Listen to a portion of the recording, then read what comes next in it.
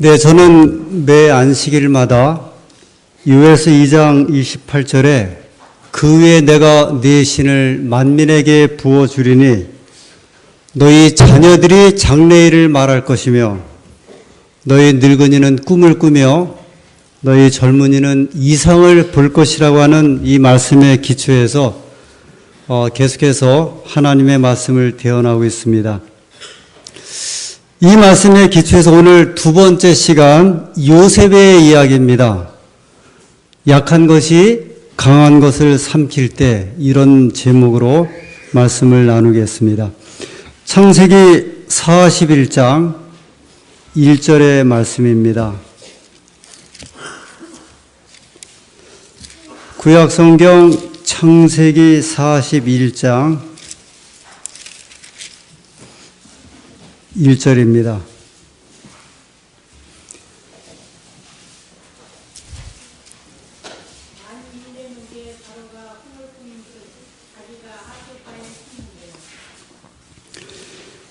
보니 아름답고 살찐 7 암소가 하수에서 올라와 갈밭에서 뜯어먹고, 애굽의 바로왕이 꿈을 꾸었습니다.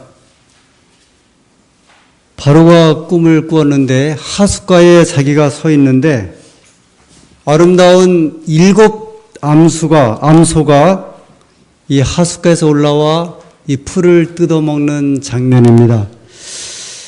지극히 애굽적이고 지극히 그 전형적인 이 농촌의 모습을 이 창세기 41장 1절, 2절을 통해서 보여주고 있습니다. 아주 평화로운 그런 모습을 이 말씀을 통해서 지켜볼 수 있습니다. 암소들은 몸을 반쯤 강에 잠근 채 그 더위를 식히고 있었고요. 그 다음에 이제 갈대밭이 등장을 합니다. 이 갈대밭은 애굽의 유명한 그 파피루스, 이 갈대를 말하고 있습니다. 애굽 사람들은 나일강을 생명의 원천으로 알고 있었고요. 아주 자랑스러워했고 신처럼 섬기던 그런 강변이었습니다. 이 나일강의 찬가라고 하는 그런 노래가 있는데요. 이 대영제국 박물관에 유나라고 하는 고대 애굽인이 작곡한 그 노래가 이 나일강의 찬가라는 제목으로 이 보관되어 있다고 합니다.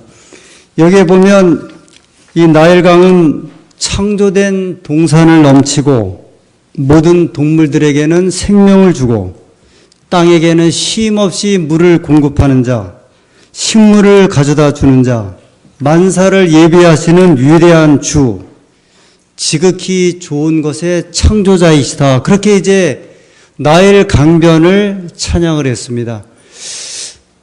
우리가 종종 한국의 발전상을 말할 때 한강의 기적, 그렇게 이야기하지 않습니까? 거기에는 칭찬과 존경과 자부심이 담겨져 있는데요. 애굽 사람들이 있어서 나일강은 대단히 자랑스러웠던 그런 강변이었습니다. 그리고 그 강을 신으로 여겼고 창조자로 여겼습니다. 이 애굽은요, 왜 그러냐면 대부분이 사막 지역인데 나일강 주변으로만 이제 비옥한 농토가 이렇게 이루어져 있어요. 그래서 나일강 사방으로 한 수십 킬로 이제 비옥한 농토가 있고, 그게 저 북쪽으로 올라가면 올라갈수록 아주 넓은 그 유역이 돼서 그곳에서 풍성한 식물들을 이제 재배했고, 그 식물이 애굽 사람들의 주요한 양식이 되었습니다. 그곳에서 오늘 이 말씀에 보면 소들이 한가롭게 풀을 뜯고 있습니다. 뭐 여기까지는 우리네 농촌하고 별반 다르진 않습니다. 그런데 이상한 일이 3절부터 시작됩니다. 41장 3절. 그 뒤에 또 흉악하고 파리한 다른 7 암소가 하수에서 올라와 그 소와 함께 하숫가에 섰더니 그 흉악하고 파리한 소가 그 아름답고 살찐 7 소를 먹은지라 바로가 곧 깨었다가 다시 잠이 들어 꿈을 꾸니 한 줄기에 무성하고 충실한 일곱 이삭이 나오고 그 위에 또 세약하고 동풍에 마른 일곱 이삭이 나오더니 그 세약한 일곱 이삭이 무성하고 충실한 일곱 이삭을 삼킨지라 바로가 깬즉 꿈이라.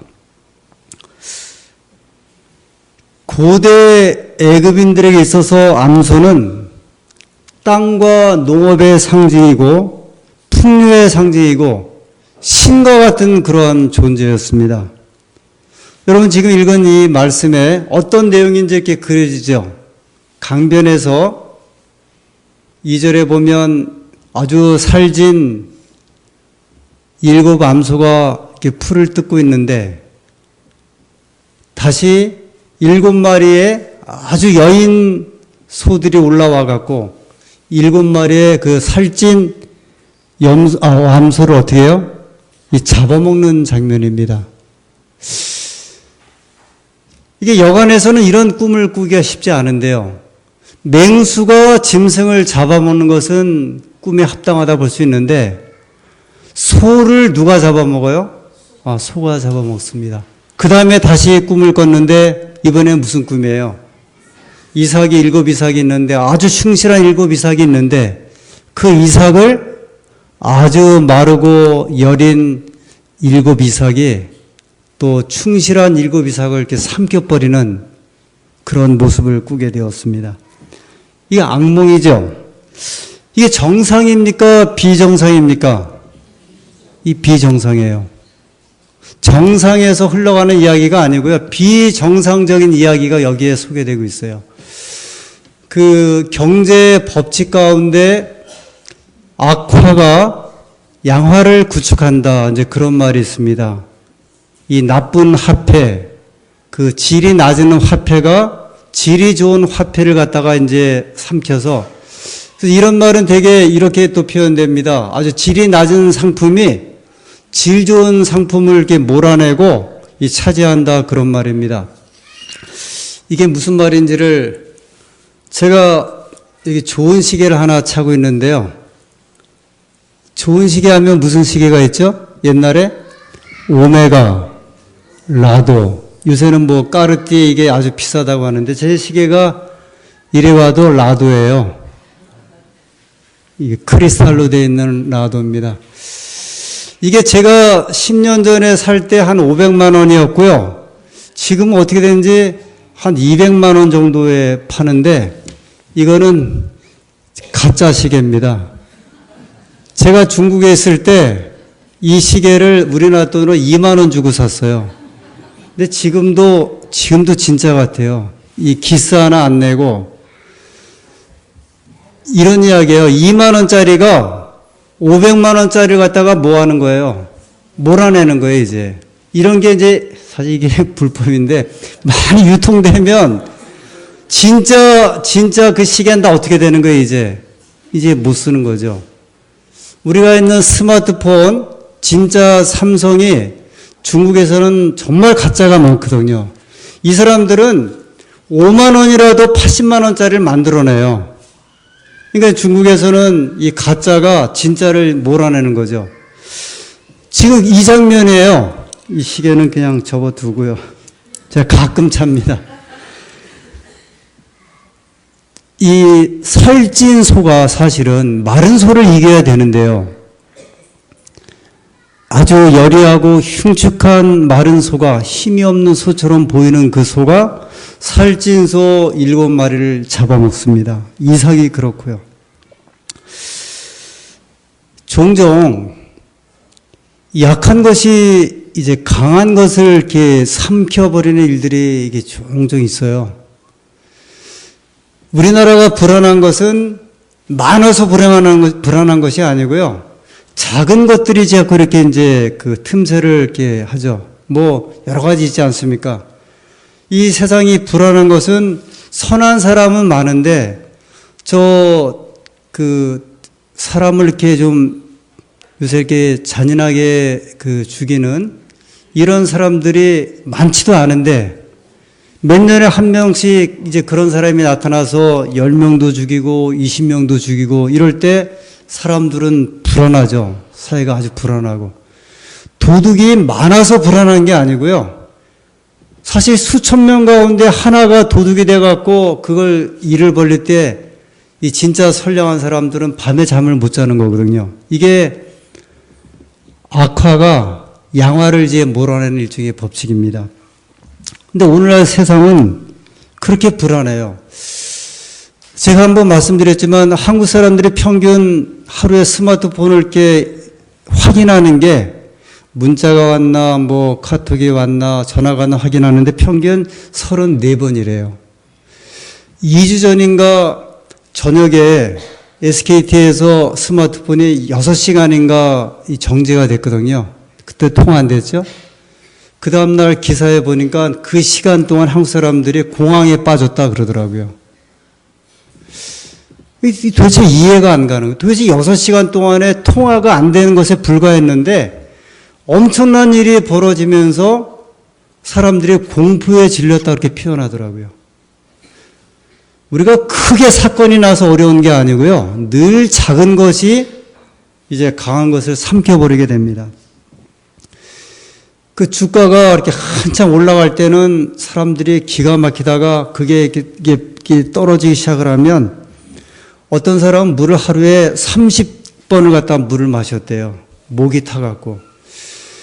작년에 그 삼성전자가 이익금이 10조예요, 10조. 10조의 이익금을 냈는데요. 삼성에 있는 사람들은 2, 3년이 불안하대요. 2, 3년 뒤에 정말 이 회사가 계속 유지될 수 있을까? 이게 상상이 안 되잖아요. 늘 우리의 근심과 이런 것들은 큰 것에서 오는 게 아니고요. 작은 것에서 사람의 마음을 사로잡거나 사회를 사로잡게 됩니다. 우리의 경험에 보면 늘 약한 것이 우리의 강한 것을 이렇게 삼킬 때가 있어요. 우리의 작은 약점이 우리를 이렇게 삼키는 경험들입니다. 그래서 우리 야고보서에도 우리의 작은 혀가 몸 전체를 어떻게 한다 그랬어요? 이 삼켜버린다고 했거든요. 혀는 아주 작은데 새치혀인데 그게 3피트나 되는 사람의 몸을 갖다가 해쳐버리는 겁니다. 지금 이 창세기 41장의 이 이야기는요. 약한 것이 강한 것을 삼키는 모습이고 이 모습은 오늘 우리가 이 시대에 살아가는 약한 것이 강한 것을 삼키는 이 시대를 이 말씀을 통해서 조명을 하고 있습니다. 8절에 있는 말씀입니다. 아침에 그 마음이 번민하여 보내어 애굽의 술객과 박사를 모두 불러 그들에게 그 꿈을 고하였으나 그것을 바로에게 해석하는 자가 없었더라. 여기 바로 왕에게 아주 슬픈 일이 벌어지는데요. 당시에는 지금처럼 문명이 이렇게 뭐 과학적이지 않아서 되게 장래에 무슨 일이 벌어질까를 꿈이나 아니 어떤 날씨나 별을 가지고 이제 연구를 했습니다. 근데 왕이 분명히 꿈을 꿨는데 이 꿈이 무슨 꿈이에요? 이게 그냥 꿈이 아니거든요. 그래서 이제 그 당시에는 이런 것을 해석하기 위해서 왕궁 안에 점장이를 이제 키우고 있었고 점성술사들, 이 별을 연구하는 천문학자들이 있었고요. 그 다음에 박수들, 남자 무당입니다. 이런 박수들, 그 다음에 그 현인들, 좀 지식계층에 있는 사람들을 두고서 이 사람들에게 어떤 일이 있으면은 자문을 구하고 답을 구했는데 이날 바로왕이 꿈을 꾸고 술객과 박사를 모두 불렀으나 그 사람들이 해석하지 못하였더라. 여러분, 이 불길한 꿈을 꾼 이 왕의 심정이 어떠했는지를 이 말씀을 통해서 볼 수가 있습니다. 훗날 바벨론에서 느부갓네살 왕이 저 신상을 보고서 박수들, 박사들, 술객들 다 불렀는데 꿈을 해몽했어요? 못했어요? 그 못했을 때 느부갓네살 왕이 너무 화가 나갖고 박사들을 다 죽이라고 했던 그 심정이 이게 이제 그런 심정이에요. 왜냐하면 그 사람들 아니면 해석할 방법이 없었거든요. 그렇다면 아무도 해석하지 못하는 이때에 누가 이 세상을 해석해 줄 수 있어요? 세상은 해석을 못하고 있어요. 박사들도 해석을 못하고 있고요. 순리객들도, 점장이들도, 별을 연구하는 사람들도 이 바로왕이 꿈을 꾸었던 이 내용을 전혀 해석을 못했습니다. 이때 왕의 옆에 술 맡은 관원장이 있었어요. 이 술 맡은 관원장이 누구예요? 옛날 요셉이 감옥에 있을 때 술 맡은 관원장과 떡 맡은 관원장이 무슨 죄를 짓고 감옥에 들어와서 꿈을 꿨죠. 꿈을 꿨는데 떡 맡은 관원장은 죽는 꿈이었고 술 맡은 관원장은 살아나는 꿈이라 누가 해석을 해줬어요? 요셉이 해석을 해줬죠. 그때 요셉이 뭐라고 부탁을 했어요? 당신이 나가면 나를 잊지 말고 기억해 달라고. 사람이 선하고 좋은 일은 자주 잊어버려요. 그죠? 원통한 일은 오래 가는데 이 술 맡은 관원장이 까마득하게 있다가 이 왕이 괴로워하는 모습을 볼 때 누구 생각이 난 거예요? 요셉 생각이 나서 그가 이렇게 고백을 합니다. 왕이시여, 제가 감옥에 있을 때에 아무도 내가 꾼 꿈을 해석하지 못했는데 저 히브리 청년이 해석하여 그가 해석한 대로 내가 이 자리에 왔나이다. 그렇게 이제 고백을 합니다. 그때 이 왕이 말을 듣고요, 요셉을 부릅니다. 14절. 이에 바로가 보내어 요셉을 부르매 그들이 급히 그를 옥에서 낸지라. 요셉이 곧 수염을 깎고 그 옷을 갈아입고 바로에게 들어오니 15절. 바로가 요셉에게 이르되 내가 한 꿈을 꾸었으나 그것을 해석하는 자가 없더니 들은즉 너는 꿈을 들으면 능히 푼다더라. 이게 이제 바로의 그 고백이에요. 한번 생각해 보세요. 그 왕궁에는 애굽의 유명한 박사들, 아주 유명한 점장이들, 신통한 사람들 다 불러놓고 그가 꿈을 꾸든지 날씨가 이상하든지 하면 다 해석을 해줬는데 그들이 해석을 하지 못해서 어디서 불러올린 사람이에요? 저 감옥에서 불러올린 이 사람에게 이 세계 대제국의 왕이 내가 부리고 있는 사람들은 해석하지 못하는데 누가 해석한다고요? 네가 해석한다고 한다. 요셉이 해석과 해결책을 제시합니다. 그게 무슨 꿈이었어요? 7마리의 살찐 암소는 무엇을 상징하는 꿈이었습니까? 7년 풍년. 그 다음에 마르고 그 다음에 흉악한 7마리의 또 소들은요, 7년 흉년이었어요. 그게 반복된 꿈이었습니다. 한 번은 짐승으로, 한 번은 이삭으로. 그러면서 요셉이 제안을 해요. 7년 풍년이 먼저 오고 그 다음에 7년 흉년이 오니 그 다음에 어떻게 하라고요? 대비하라고요. 이게 간단한 해결책이었어요. 여러분, 제가 이 말씀을 이제 다음 시간에 더 자세히 드리는데 7년 풍년이 온 다음에 7년 흉년을 대비하는 게 그게 무슨 별난 이게 대비책이에요? 이게 대비책이 돼요? 7년 풍년이 있으면 그 다음에 흉년을 준비해야 되는데 근데 세상의 백성들은 7년 풍년이 있고 그 다음에 흉년은 대비하지 못해요. 지금 왜 많은 사람들이 불안에 떠는가? 왜 풍요한데도 그 마른 그러한 기근을 근심하는가? 지금 많은 사람들은 풍년만 생각하죠. 흉년을 생각하지 못해요. 이게 굉장히 단순한 방법이지만 이 대비책은 제가 다음 시간에 하나님의 백성들인 우리에게 주는 대단히 큰 교훈을 좀 생각해 보겠습니다.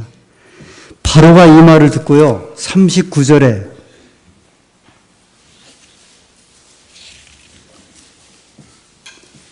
(37절부터) 바로와 그 모든 신하가 이 일을 좋게 여긴지라 38절 바로가 그 신하들에게 이르되 이와 같이 하나님의 신이 감동한 사람을 우리가 어찌 얻을 수 있으리요 하고 요셉에게 이르되 하나님이 이 모든 것을 내게 보이셨으니 너와 같이 명철하고 지혜 있는 자가 없도다. 누가 나서는 거예요? 하나님의 아들들이요. 세상이 불안해할 때, 세상이 세상을 분별하지 못할 때 누가 그것을 분별하게 하셨어요? 하나님의 아들들이요. 그래서 요셉이 54절에 이렇게 이제 얘기가 계속됩니다. 요셉의 말과 같이 7해 흉년이 들기 시작하며 풍년은 그치고요. 각국에는 기근이 있으나 애굽 온 땅에는 식물이 있더니 그 다음에 56절에 온 지면에 기근이 있음에 요셉이 모든 창고를 열고 애굽 백성에게 팔세 애굽 땅에 기근이 심하며 57절 각국 백성도 양식을 사려고 애굽으로 들어와 요셉에게 이르렀으니 기근이 온 세상에 심함이었더라. 이 기근이 어떻게 시작돼요? 애굽에서 그 다음에 주변 나라에 그 다음에요 온 지경이에요. 여러분 이 사건은 예언적으로 전 세계적인 사건인데요. 처음엔 애굽의 한 나라, 그 다음엔 온 지면에, 그 다음에 온 각국이. 여기에 요엘서 2장 28절에 말씀하신 대로 하나님의 자녀들이 꿈을 꿀 것이며 하나님의 아들들이 예언을 말할 것이라 했는데 누가 그 일을 한 거예요? 하나님의 아들 요셉이요. 세상이 두려워하고 분유하고 혼란에 빠졌을 적에 누가 세상을 진단하고 해석을 해줬어요? 하나님의 자녀가. 여러분 이 사실을 좀 꼭 기억해 주셨으면 좋겠어요. 여러분 이 사건은요. 1차적으로는 애굽의 이야기예요. 우리가 늘 이 세상을 말할 때 육적 애굽과 영적 애굽을 말하고요.